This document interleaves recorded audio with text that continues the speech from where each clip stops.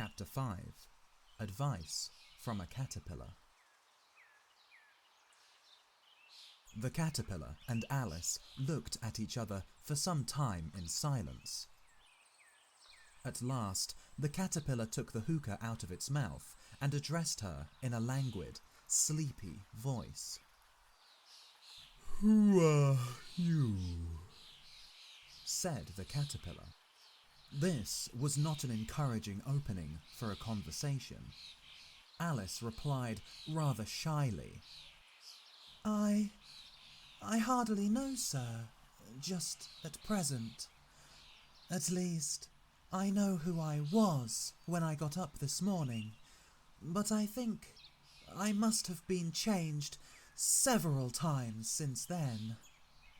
"What do you mean by that?" said the caterpillar sternly.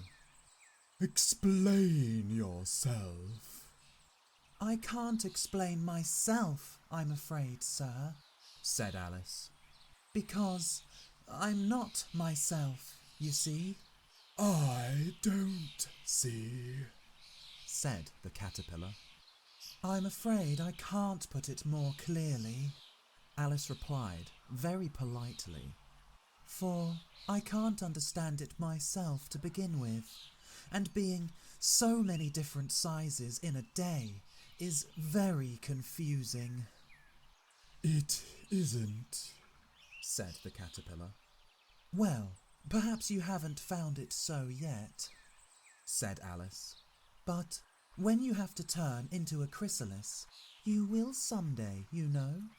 And then after that, into a butterfly. I should think you'll feel it a little queer, won't you? "Not a bit," said the caterpillar. Well, perhaps your feelings may be different, said Alice. All I know is it would feel very queer to me. "You? said the caterpillar contemptuously. Who are you?" Which brought them back again to the beginning of the conversation. Alice felt a little irritated at the caterpillars making such very short remarks, and she drew herself up and said very gravely, I think you ought to tell me who you are first. "Why?" said the caterpillar. Here was another puzzling question, and as Alice could not think of any good reason, and as the caterpillar seemed to be in a very unpleasant state of mind, she turned away. "Come back," the caterpillar called after her. "I've something important to say." This sounded promising, certainly. Alice turned and came back again. "Keep your temper," said the caterpillar. Is that all? said Alice, swallowing down her anger as well as she could. "No," said the caterpillar. Alice thought she might as well wait, as she had nothing else to do, and perhaps, after all, it might tell her something worth hearing. For some minutes it puffed away without speaking, but at last it unfolded its arms, took the hookah out of its mouth again, and said, "So, you think you're changed, do you?" I'm afraid I am, sir, said Alice. I can't remember things as I used to, and I don't keep the same size for 10 minutes together. "Can't remember what things?" said the caterpillar. Well, I've tried to say, how doth the little busy bee, but it all came different, Alice replied in a very melancholy voice. "Repeat. You are old. Father William," said the caterpillar. Alice folded her hands and began. You are old, Father William, the young man said, and your hair has become very white. And yet You incessantly stand on your head. Do you think, at your age, it is right?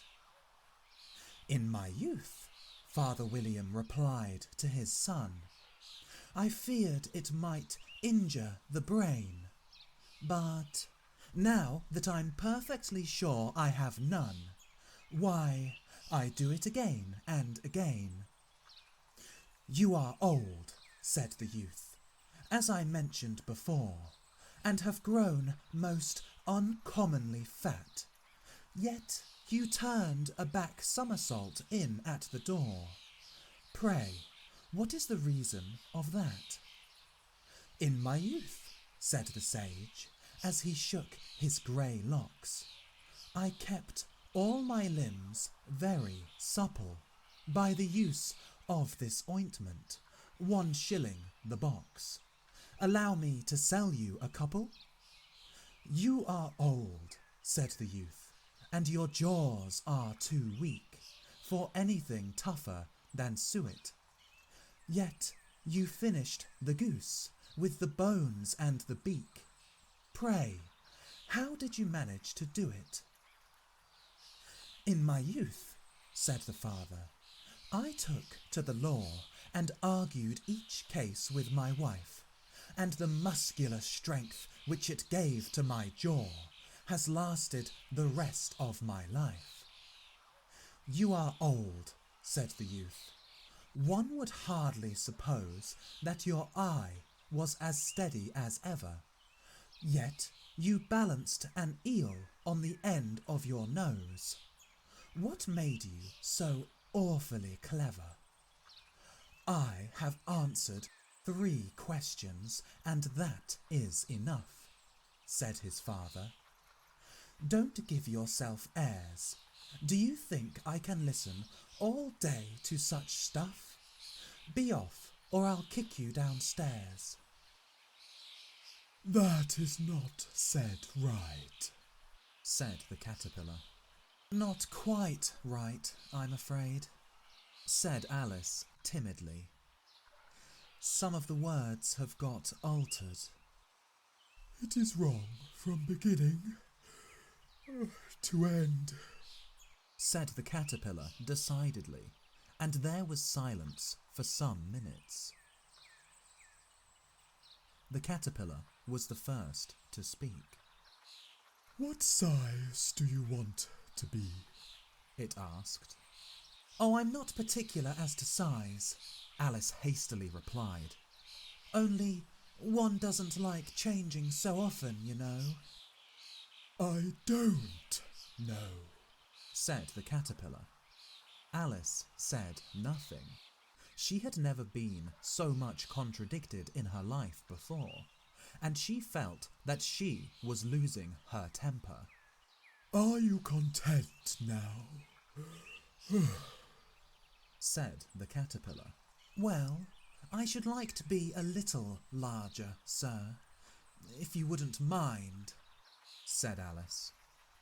3 inches is such a wretched height to be. It is a very good height, indeed, said the caterpillar angrily, rearing itself upright as it spoke. It was exactly 3 inches high. But I'm not used to it, pleaded poor Alice in a piteous tone, and she thought of herself. I wish the creatures wouldn't be so easily offended. You'll get used to it in time, said the caterpillar, and it put the hookah into its mouth and began smoking again. This time, Alice waited patiently until it chose to speak again. In a minute or two, the caterpillar took the hookah out of its mouth and yawned once or twice, and shook itself. Then it got down off the mushroom and crawled away in the grass, merely remarking as it went, One side will make you grow taller, and the other side will make you grow shorter. One side of what? The other side of what? thought Alice to herself. Of the mushroom, said the caterpillar, just as if she had asked it aloud. And in another moment it was out of sight. Alice remained, looking thoughtfully at the mushroom for a minute, trying to make out which were the two sides of it. And as it was perfectly round, she found this a very difficult question. However, at last she stretched her arms round it as far as they would go, and broke off a bit of the edge with each hand. And now, which is which? She said to herself, and nibbled a little of the right-hand bit to try the effect.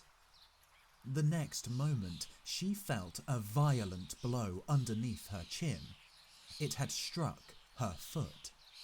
She was a good deal frightened by this very sudden change, but she felt that there was no time to be lost, as she was shrinking rapidly. So she set to work at once to eat some of the other bit. Her chin was pressed so closely against her foot that there was hardly room to open her mouth, but she did it at the last, and managed to swallow a morsel of the left-hand bit. "Come, my head's free at last," said Alice in a tone of delight, which changed into alarm in another moment when she found that her shoulders were nowhere to be found. All she could see when she looked down was an immense length of neck, which seemed to rise like a stalk out of a sea of green leaves that lay far below her. "What can all that green stuff be? And where have my shoulders got to? And oh, my poor hands, how is it I can't see you?" She was moving them about as she spoke, but no result seemed to follow, except a little shaking among the distant green leaves. As there seemed to be no chance of getting her hands up to her head, she tried to get her head down to them, and was delighted to find that her neck would bend about easily in any direction, like a serpent. She had just succeeded in curving it down into a graceful zigzag, and was going to dive in among the leaves, which she found to be nothing but the tops of the trees under which she had been wandering, when a sharp hiss made her draw back in a hurry. A large pigeon had flown into her face and was beating her violently with its wings. "Serpent!" screamed the pigeon. "I'm not a serpent," said Alice indignantly. "Let me alone." "Serpent, I say again!" repeated the pigeon, but in a more subdued tone, and added with a kind of sob, "I've tried every way, and nothing seems to suit them." "I haven't the least idea what you're talking about," said Alice. "I've tried the roots of the trees, I've tried banks, I've tried hedges," the pigeon went on, without attending to her. "But those serpents, there's no pleasing them." Alice was more and more puzzled, but she thought there was no use in saying anything more till the pigeon had finished. "As if it wasn't enough trouble hatching the eggs," said the pigeon. "but I must be on the lookout for serpents night and day. Why, I haven't had a wink of sleep these 3 weeks." "I'm very sorry you've been annoyed," said Alice, who was beginning to see its meaning. "And just as I had taken the highest tree in the wood," continued the pigeon, raising its voice to a shriek, "and just as I was thinking I should be free of them at last, they must needs come wriggling down from the sky. Ugh, serpent!" "But I'm not a serpent, I tell you," said Alice. I'm a... "Well, what are you?" said the pigeon. "I can can see you're trying to invent something. I'm a little girl, said Alice rather doubtfully, as she remembered the number of changes she had gone through that day. A likely story indeed, said the pigeon in a tone of the deepest contempt. I've seen a good many little girls in my time, but never one with such a neck as that.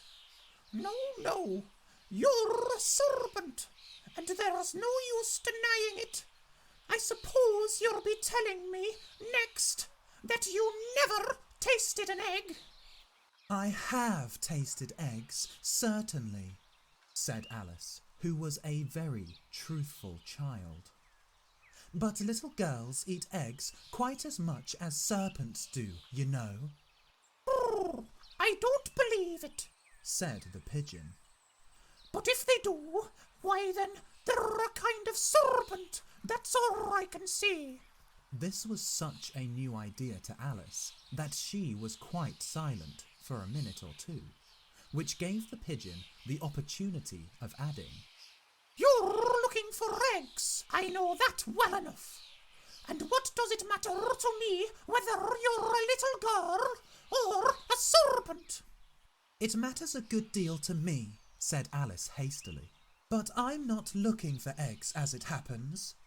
And if I was, I shouldn't want yours. I don't like them raw. Well, be off then, said the pigeon in a sulky tone, as it settled down again into its nest. Alice crouched down among the trees as well as she could, for her neck kept getting entangled among the branches, and every now and then she had to stop and untwist it. After a while, she remembered that she still held the pieces of mushroom in her hands, and she set to work very carefully, nibbling first at one and then at the other, and growing sometimes taller and sometimes shorter, until she had succeeded in bringing herself down to her usual height. It was so long since she had been anything near the right size that it felt quite strange at first, but she got used to it in a few minutes and began talking to herself as usual. Come, there's half my plan done now. How puzzling all these changes are. I'm never sure what I'm going to be, from one minute to another. However, I've got back to my right size. The next thing is to get into that beautiful garden. How is that to be done, I wonder? As she said this, she came suddenly upon an open place, with a little house in it, about 4 feet high. Whoever lives there, thought Alice. It'll never do to come upon them this size. Why, I should frighten them out of their wits. So she began nibbling at the right-hand bit again, and did not venture to go near the house till she had brought herself down to 9 inches high.